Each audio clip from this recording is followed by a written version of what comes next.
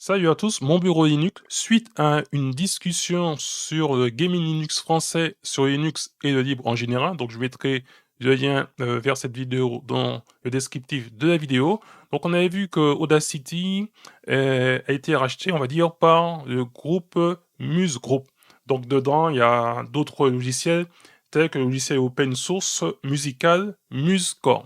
Donc là, c'est Martin Kiwi, donc aka Tentacruel, qui va gérer maintenant Audacity en partenariat avec la communauté. Donc il a sa chaîne YouTube et il y a une petite vidéo de 15 minutes où il parle de la suite d'Audacity avec les développeurs de ce logiciel. Donc le but, c'est d'améliorer significativement Audacity sur l'ensemble des fonctionnalités, la facilité d'utilisation, et aussi vous aurez sûrement du stockage en ligne, mais là, ça risque d'être une option, on va dire, payante.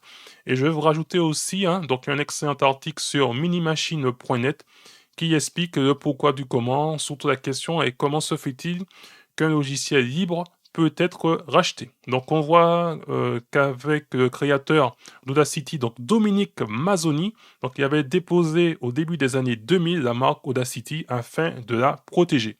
Et maintenant, c'est Muse Group qui devient donc légitimement le propriétaire de cette marque. Donc peut-être qu'il y a eu sûrement un petit échange financier.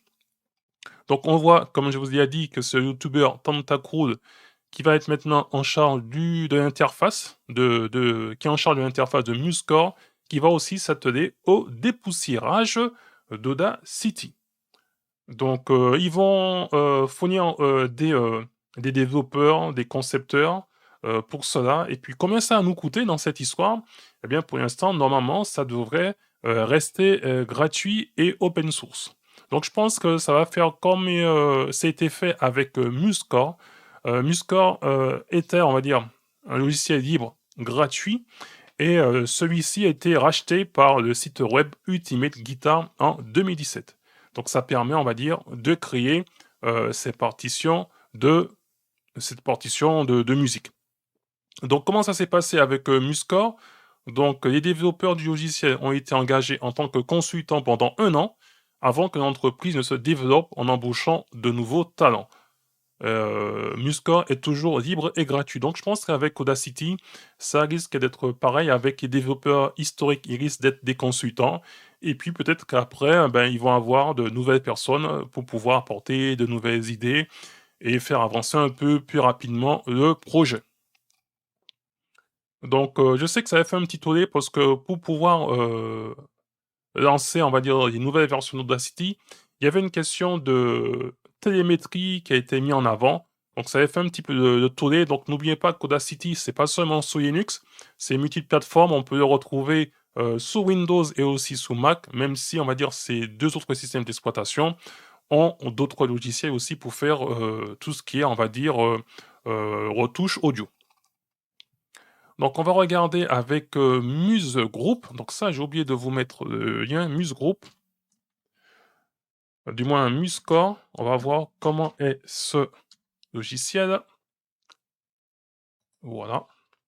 Donc ça permet de créer, d'écouter et d'imprimer de magnifiques partitions. Donc logiciel de notation le plus populaire au monde. Donc on voit que le téléchargement est gratuit. Et c'est disponible aussi multiplateforme, que ce soit pour Windows, Mac et Linux. Et pour Linux, c'est recommandé donc d'utiliser donc l'API image. Donc cette API image, je l'ai déjà, on va dire, téléchargée. Et on va tout de suite donc regarder dans la partie musique. Donc MuseScore, l'API image, on va l'exécuter. Donc je pense que c'est ça qui risque peut-être d'arriver dans un futur pour Audacity. Donc là c'est pour aider à améliorer MuseScore. Donc là, il demande tout ce qui est, on va dire, télémétrie. Donc là, il précise qu'il n'y a pas de données personnelles ou d'informations sensibles qui sont, on va dire, récoltées, telles que la localisation, le code source ou bien des noms de fichiers, etc. Donc le code source, bon, ils ont déjà, je suppose, le code source de l'application. Donc là, soit vous faites oui ou ne pas envoyer, mais c'est toujours possible de changer d'avis. Donc là, si je fais ne pas envoyer, donc après, il faudra que j'aille dans préférences générales et télémétrie. Donc voilà, vous avez un petit assistant le clavier. Terminé. Et là, nous avons MuseScore. Et si on va maintenant dans édition préférences, donc là, on a cette case ici à cocher, hein, si on veut envoyer la télémétrie. Donc peut-être est-ce que ce sera ou pas disponible dans un futur dans Audacity, on le verra bien. Donc là, je vais annuler. Et si je vous lance maintenant donc Audacity.